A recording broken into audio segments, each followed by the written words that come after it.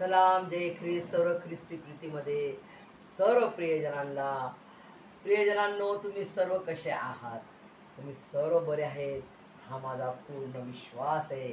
परात्पर स्वर्गीय पिता परमेश्वर यहोवा, त्याचा महान असा एकुलता एक प्रिय पुत्र प्रभू येशू ख्रिस्त आणि त्याचा महान असा पवित्र आत्मा जो आपला त्रेक एक परमेश्वराला कोटी कोटी वेळेस सलामी, बिलियन बिलियन वेळा सॅल्यूट। त्याने आपल्याला हा समय दिलेला आहे त्याचे वचन, त्याची प्रार्थना, त्याची स्तुती, त्याची आराधना करण्यासाठी त्याला आपण धन्यवाद देऊया प्रियजनांनो। आणि आपण सुंदरशा वचनाकडे वळूया। आज सुंदरसं वचन मला मिळालेलं आहे शमूएल, एकदम जुना करारात बघा, फर्स्ट शमूएल दाविदाची ही गोष्ट आपण गोष्ट नाही म्हणायची, ती सत्य जी घटना आहे ते आपलं जिवंत वचन परमेश्वराने दिलेलं आहे। हे सुंदरसं त्याचं वचन आहे, त्याचा न पाणी आहे, हे त्याचं होली बायबल आहे, पवित्र शास्त्र आहे। कारण आपला परमेश्वर कसा आहे? पवित्र पवित्र पवित्र परमेश्वर आहे। आणि प्रियजनांनो, त्याचं वचन हे पवित्र आहे आणि त्याचं वचन हे खरं आहे, कारण आपला परमेश्वर खरा जिवंत देव आहे। प्रियजनांनो, आज मी हे वचन यासाठी काढलेलं आहे जेणेकरून तुम्हाला पुष्कळांना समजेल की प्रियजनांनो, आज हे दाविदाचं का काढलं सिस्टर रोजमेरीने।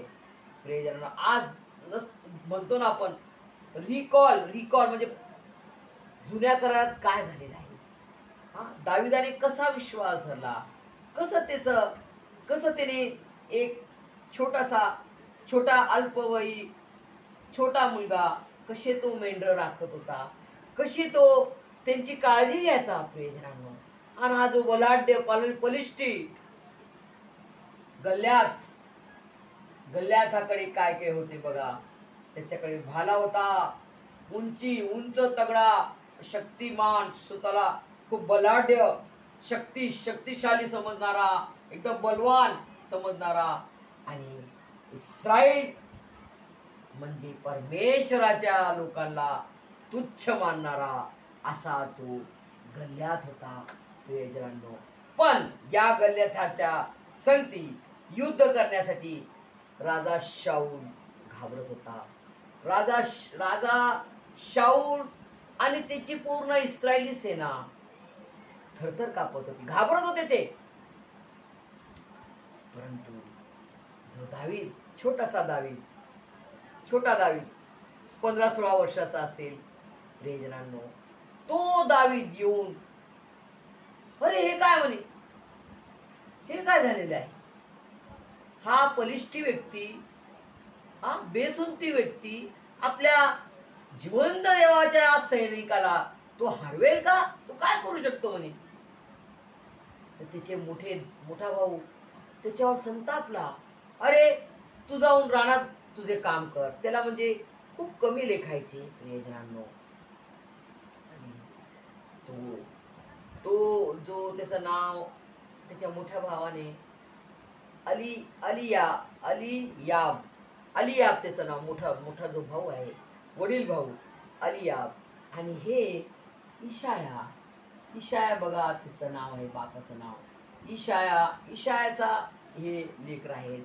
आणि दावीद इशायाचा मुलगा होता प्रियजनांनो।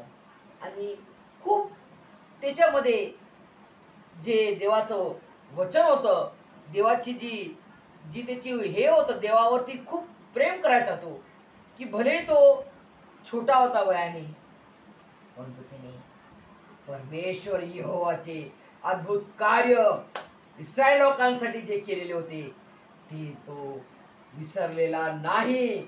त्याने ते आठवण ठेवून, माझा परमेश्वर जिवंत परमेश्वर यहोवा त्याचे नाव आहे, माझा जिवंत परमेश्वर जो मला अस्वलाला मारण्यासाठी त्यांनी मला ताकद दिली, आणि केवळ अस्वलच नाही तर सिंहाच्या जाबड्याला फाडून त्यांनी त्याचं जे कोकरू होतं ते काढलं प्रियजनांनो। अशा रीतीने तो जिवंत परमेश्वर मला तो सामर्थ्य देतो, त्यांनी मला शक्ती पुरवली, आणि मी त्या मेंढरूला वाचू शकलो. किती मोठी गवाही तिने शाऊल राजाला दिली. प्रियजनांनो, आज आज आम्ही कोणत्या पोझिशन मध्ये आहोत, कोणत्या स्थितीमध्ये आहोत, किती पण दुःख आले, संकट आले, तर आपण परमेश्वराची प्रार्थना सोडायची का? प्रियजनांनो, मी प्रार्थना नाही करत, मला काय नाही देत परमेश्वर, माझी प्रार्थना ऐकत नाही परमेश्वर, मला काय देत नाही, मी दुःखी आहे, मी चर्चला नाही जाणार, मी प्रार्थना नाही करणार. आज ख्रिस्ती लोक अशा रीतीनं परमेश्वराला पाठ दाखवत आहेत. प्रियजनांनो, ते पाठ दाखवून निघत आहेत. किती लाजेची गोष्ट आहे प्रियजनांनो, जेव्हा तो अनादी काळापासून तर अनंत काळापर्यंत राहणारा असा महान परमेश्वर आपला, जो आपल्यावर खूप प्रीती करतो ना, खूप प्रीती करतो परमेश्वर आपल्यावर. बघा, हा बलाढ्य गलियाथाला मारण्यासाठी दाविदाची कशी तयारी केली परमेश्वराने.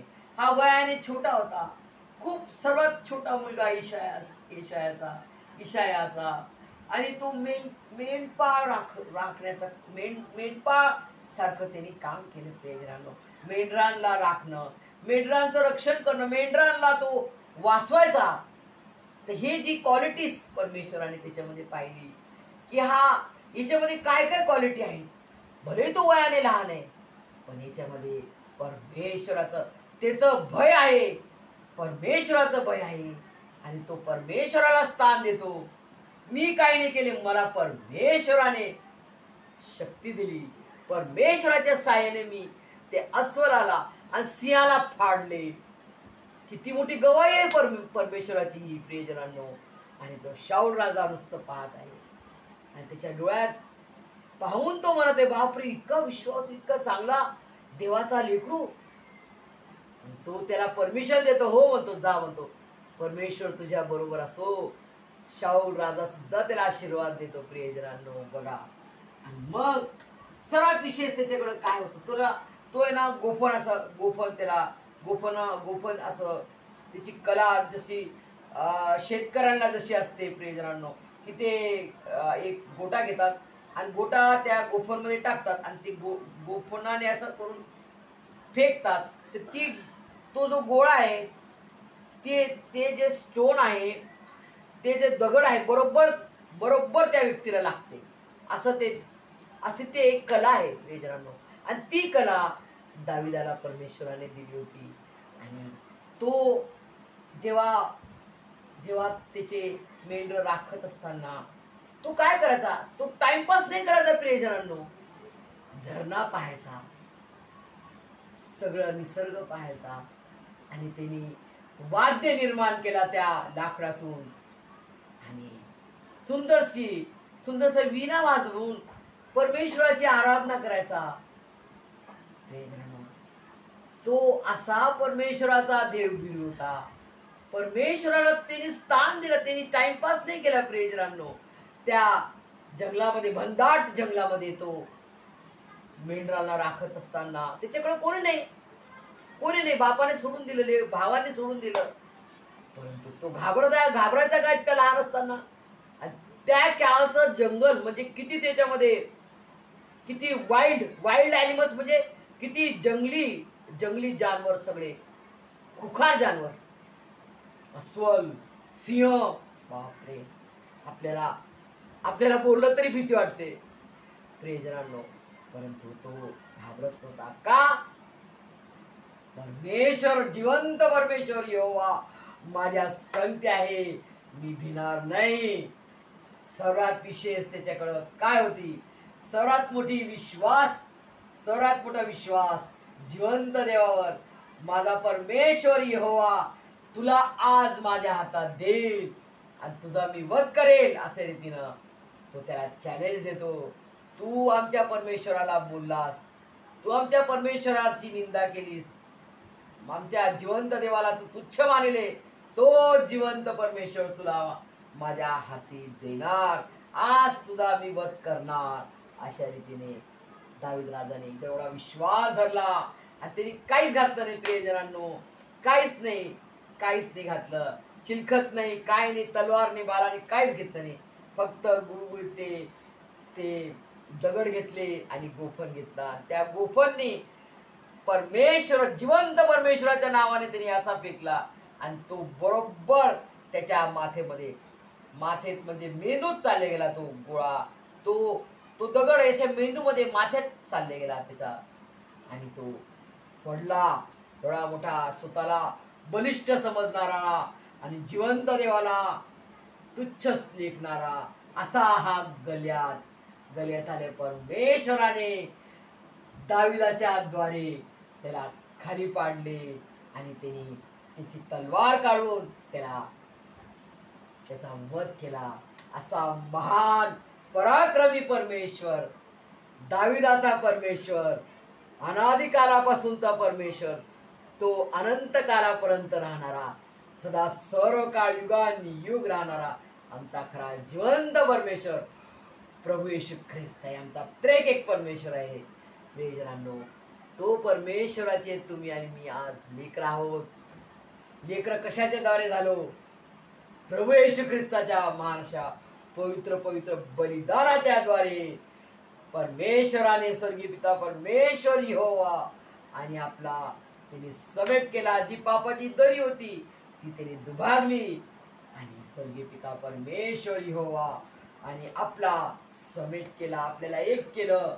आणि आपला समेट होण्यासाठी एवढी मोठी स्वर्गीय पिता परमेश्वर यहोवाने एवढं मोठं बलिदान केलं. त्याचा एकुलता एक प्रिय पुत्र प्रभू येशू ख्रिस्ताचं महान असं पवित्र पवित्र बलिदान केलेलं आहे. प्रियजनांनो, ते महान असं पवित्र पवित्र बलिदान 2000 वर्षापूर्वी केलेलं ते आजही जिवंत आहे. ते सदा सर्व काळ टिकणारं असं पवित्र पवित्र बलिदान आहे. त्याचं पवित्र पवित्र रक्त आजही गरम आहे आणि सदा सर्व काळ युगान युग टिकणारं ते माणस पवित्र पवित्र बलिदान हे. प्रियजनांनो, प्रभू येशू मसीहच्या हातापायाला आजही खिळ्यांचे वन, कुशीमध्ये भालाचं वन तसाच आहे. तो त्यांनी आपल्यासाठी प्रूफ ठेवलेला आहे. कारण आपण मनुष्य क्रूर, कठोर आणि षडमुंगार आहोत. आपण विसरून जातो. हा, परमेश्वराने कधी आपल्यासाठी प्राण दिला पण विसरून जातो. पण त्यांनी दिला आणि तो प्रूफ त्यांनी माझ्यासाठी आणि तुमच्यासाठी ठेवलेला आहे. प्रियजनांनो, आणि ते त्याच्या महाशा पवित्र आत्म्याने ते आपल्यासाठी राखून ठेवलेलं आहे. दाखवायला, बघा मी तुमच्यासाठी प्राण दिला, त्या क्रूस खांबावर प्राण दिलेला आहे.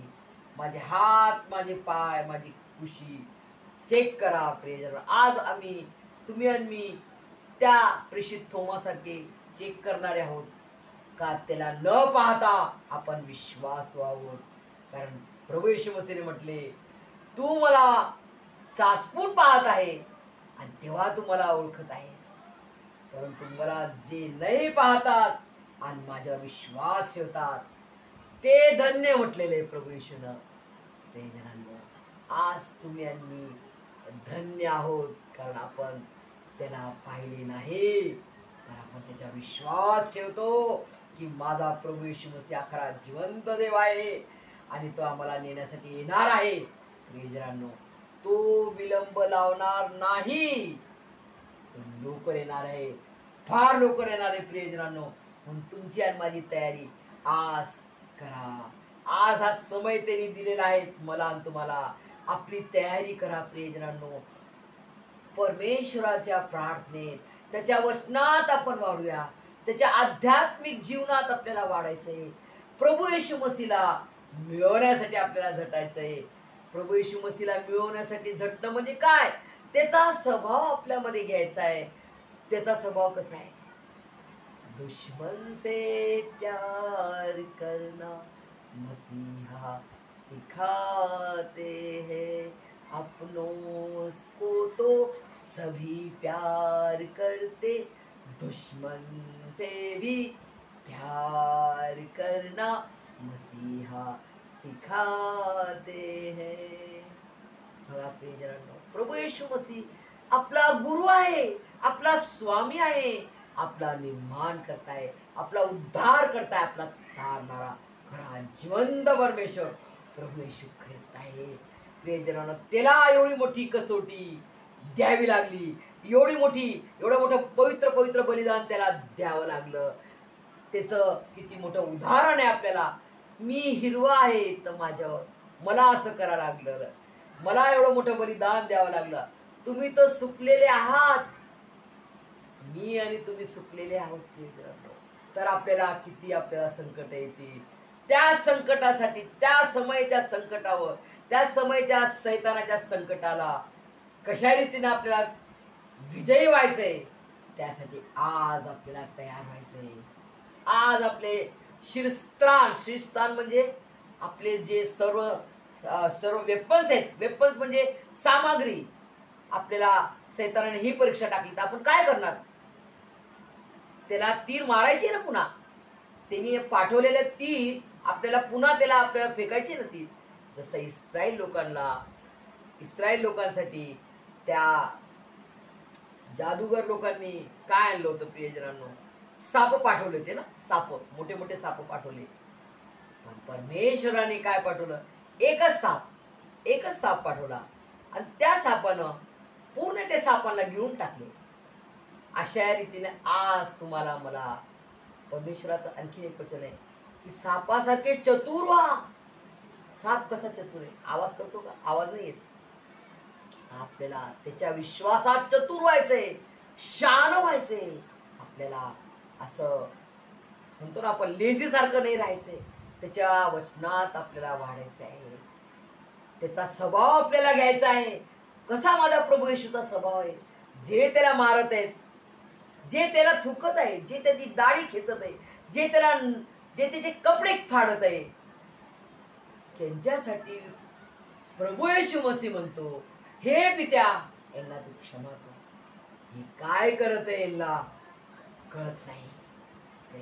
आज तुम्हाला मला हेच करायचं आहे.